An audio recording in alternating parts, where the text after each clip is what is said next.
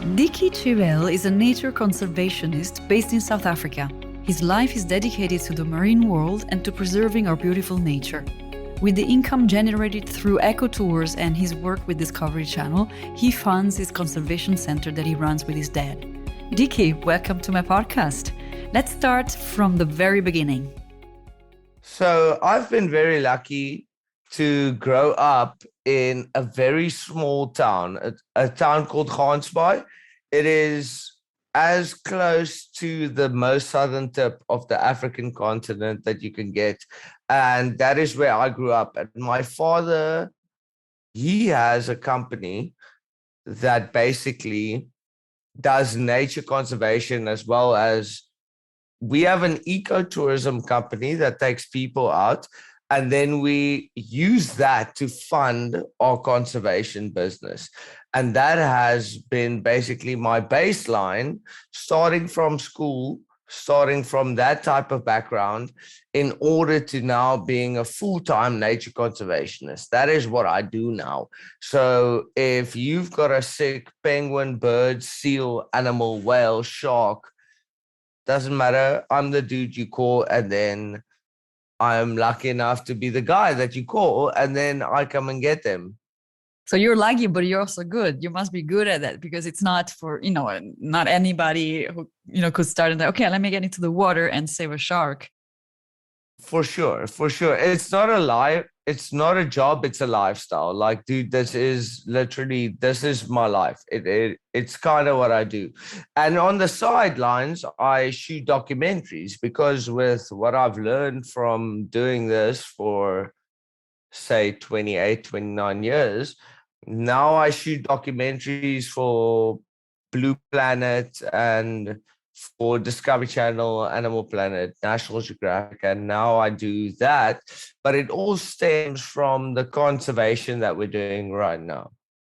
It's good that you mentioned the filmmaking, because the way that we got to know each other is through a common friend who is in the film industry, and I used to work with her on the couple of seasons of Black Sails, and she was our local person for accommodation. So we had a blast, and then she said, "Oh, you should interview Dickie. He does a great job, and he's also in film, and he does nature." So that's how we're actually talking today. And the reason of the podcast is to show people who are either young, fresh out of school, or old or older, that would like to change career, to show a way, a different profession, a different way of living, and a choice of life, like you said, that could be maybe speaking.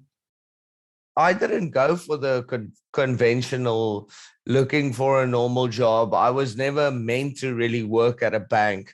If this was a video podcast, I would show you that my arms and my eyes and my hands are full of holes from the animals that I save on a regular basis. But dude, I am so lucky to be able to do it. I feel very, very privileged, but also I really do work full time.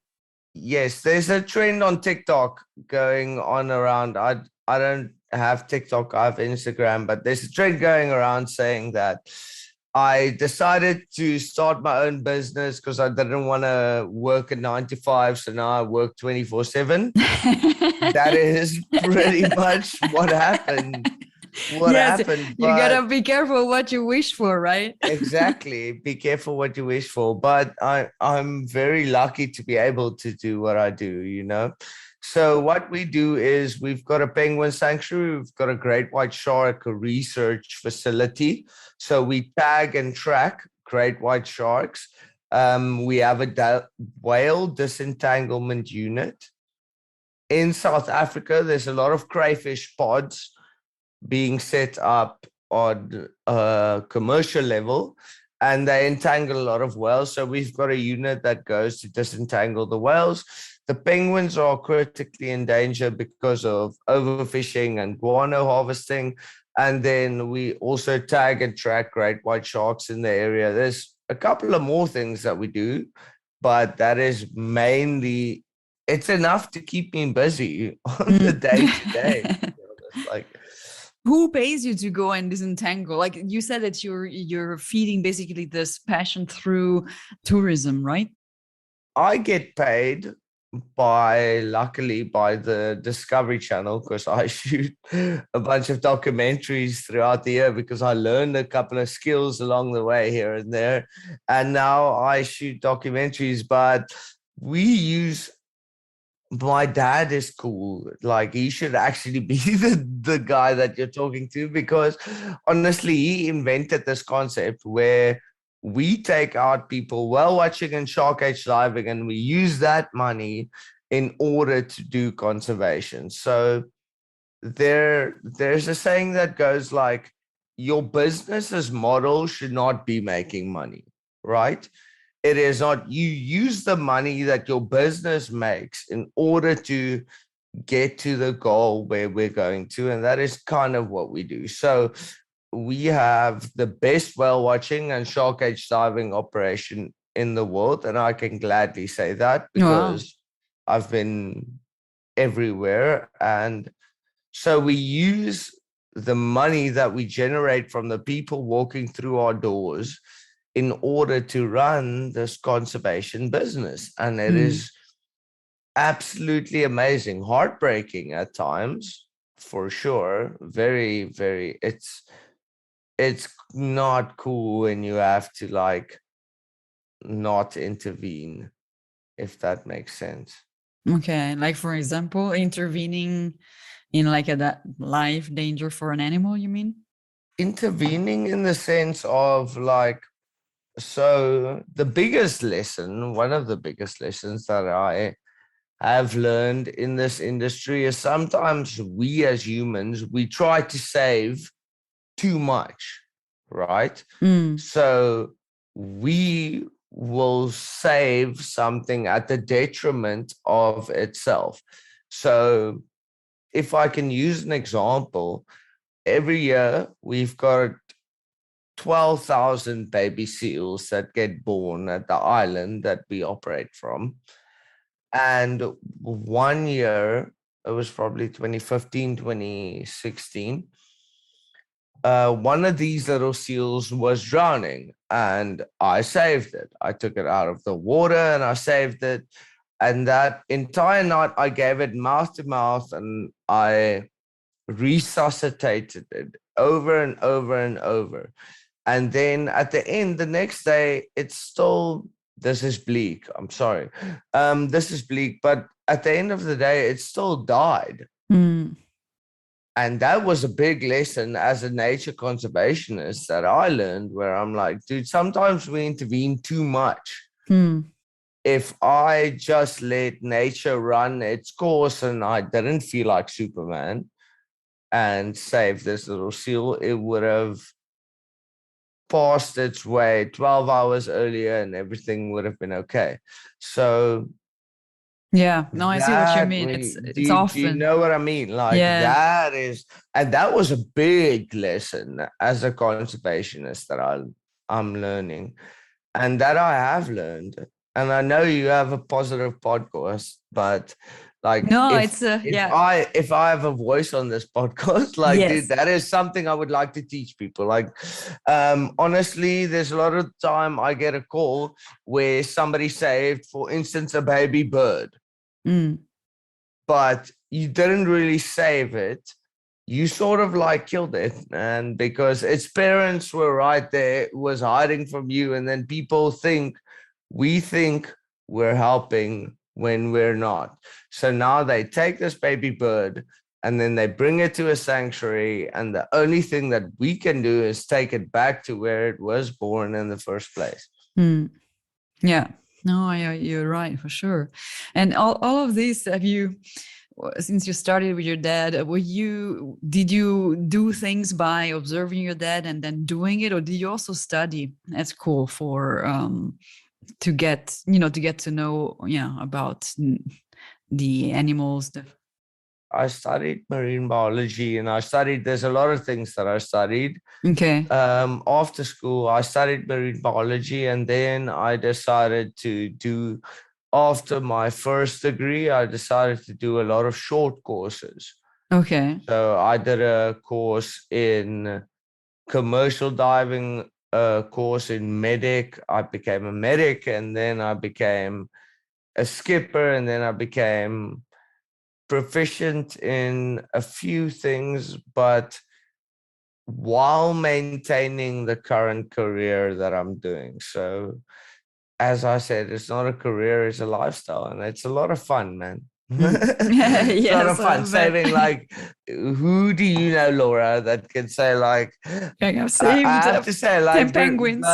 yes, exactly. Yesterday, for the guys that's listening, yesterday this podcast was supposed to happen yesterday, but I called Laura and I'm like, dude, we've got penguins and they gotta go now. Like, Yes. so Yeah, and nature comes first for sure. So no, it's fantastic, and I think that's why I'm sure there's going to be a lot of people say, "Oh my God, I wanna live like you, and I wanna have such a cool life."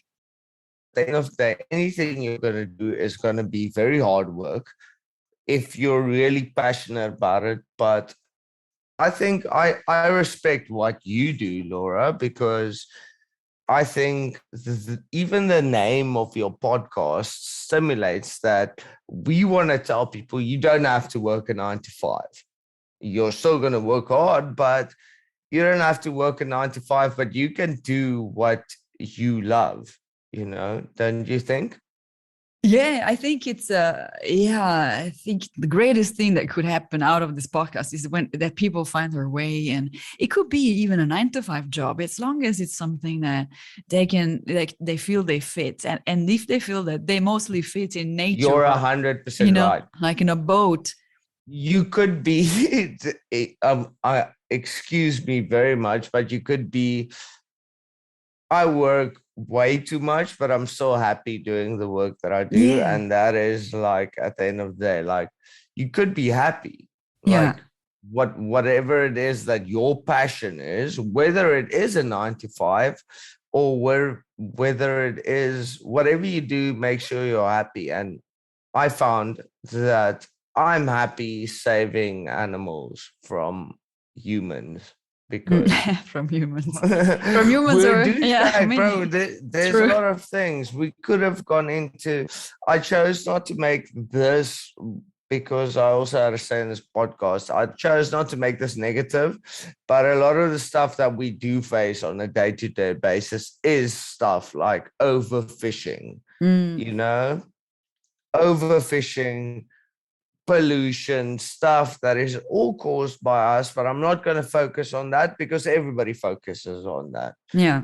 I chose to focus on the fact that we can change it Mm. because there are cool people in the world that do change it. I mean, what we're doing in Saudi Arabia, what we're doing in South Africa, what we're doing with Discovery Channel, what we're doing with BBC, what David Attenborough is doing. We're telling people like you're not just another drop in the bucket.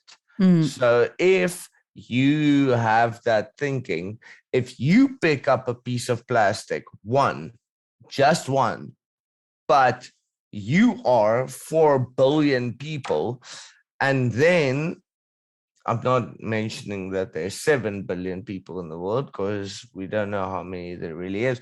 But if 4 billion people decide to pick up one piece of plastic, we've picked up 4 billion pieces of plastic. So Mm-hmm. it's that collective mindset. Yeah, that changes things. Yeah. Yes, within myself, I am making a difference on the short term, but not in the long term, but we can. And Mm. I think we will. I think we're gonna, man. Do you think that the world is shifting into a more positive era?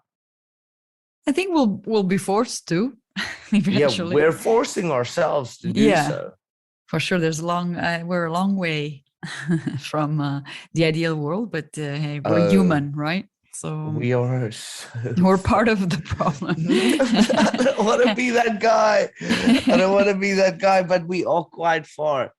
But we can do it. Dude, I'm a realist, but I'm also an optimist. And I think where the world is heading, I mean, this morning I started my day by like releasing 25 penguins this morning. 25 penguins that were rehabilitated. So that is how I started my day. And then I went out looking for great white sharks, which we found. And then we found some mako sharks, and then which were all not supposed to be in the area. And it happened. But it happened because we've been fighting for it for the past 10 years. We've had our feet on the ground and making this happen. So whatever the good movement is, I believe that it is working. We are making a difference. And you said like your business is like an ecotourism business. Do you that you run with your dad? Yes. Yeah. Okay. And it consists of what you said. So we do whale watching, shark cage diving. We have a volunteer program. We have a penguin sanctuary. We have an intern program. But basically, we only do that to fund the conservation and research that we do. And the conservation and research is focused on which animals? We have a few. So we focus on whales, sharks, dolphins, penguins, seabird. We have a lot. We have a lot. Okay. So for my father's company, we have about eight full-time employed marine biologists, all with PhDs that work for us. Oh, beautiful. And we have a team that basically attacks, as I told you when we spoke privately. We flew to Saudi Arabia, and now we're actively involved in determining decisions that will set a precedent of how to operate in the Red Sea, Saudi Arabia, for the next 100 years. So even in South Africa, it's a bit more difficult with legislation. Yeah, but we more got than in this. Saudi. The thing is if you look at a place like Saudi, you're looking at people listen to the law because the consequences could be quite dire. Where in South Africa, you could go to sit in jail for a weekend. And I'm not being mean to anyone. I'm literally not trying to say anything bad. But so in Saudi, we could make a difference, and we're going to make a difference to the whole Saudi Red Sea. Which is great, yeah, because they're really investing a lot into the Yes, new chapter of their lives. You know, the post fuel. Exactly, and we're gonna change it, bro. We will change the world. The movement is happening, and it is. I don't have to brag about it because you're part of it. Like your podcast is a part of it. If I look at the new generation of young people, which I'm a part of, I think. Anyway, we're not 14, but the whole generation of us is moving into a conservation orientated state, if that could be a statement, if I could say that. Like everybody cares now for some reason. And I think social media, podcasts, and a lot of that is playing a big role. Like we are finally actually conserving the planet. Like we are not listening to governments. We're not listening to global organizations. We as a collective team have decided that no, we like the planet. We want to save it, and we will. We will. And that's the way I think that we're going. And it's amazing to see. Yeah, for sure.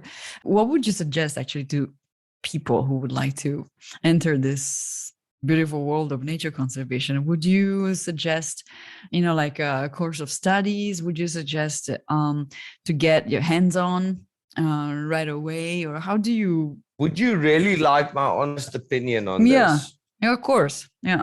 The thing is every second person, everybody currently in the world that owns a camera in their own right says they're a photographer. Am I right? Like, like everybody that owns they own An a camera, iPhone. they own an iPhone, dude. I'm a photographer. I'm this guy. All go. Find something that you're passionate about.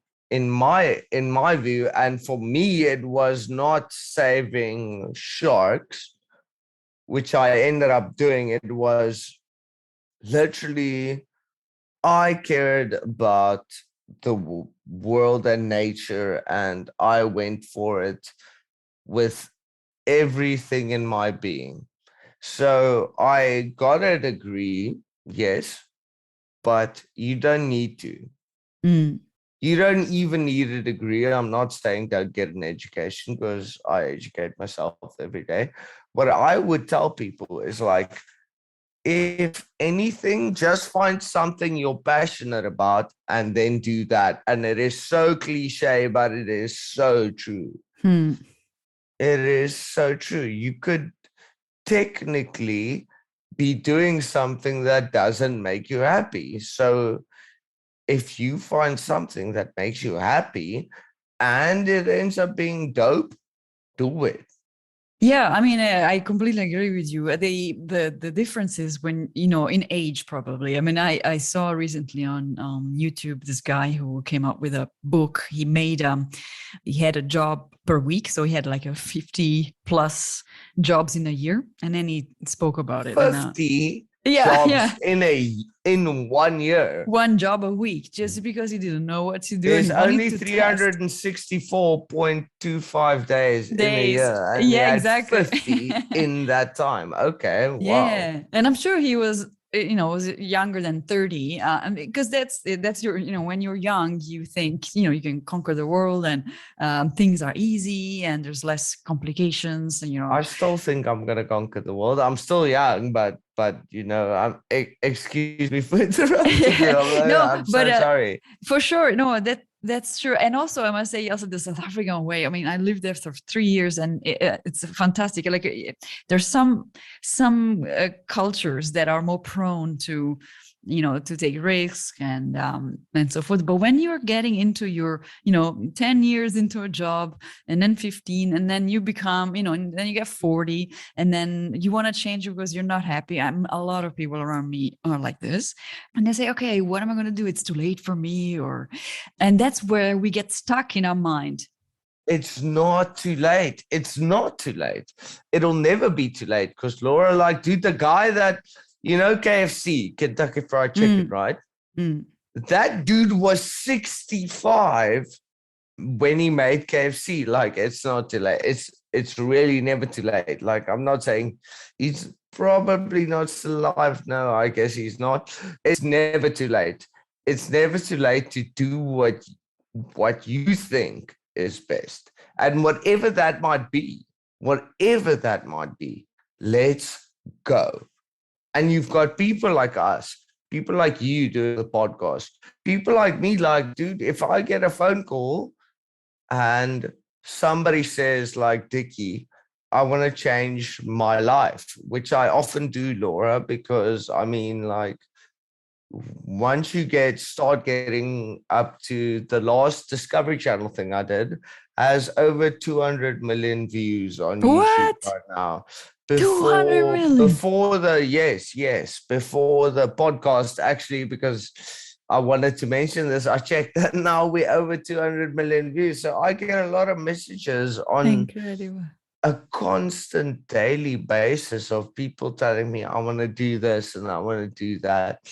But what I tell people is like, dude, I work really hard. Yes, so you can do this. You gotta put the work. Yeah. Yeah.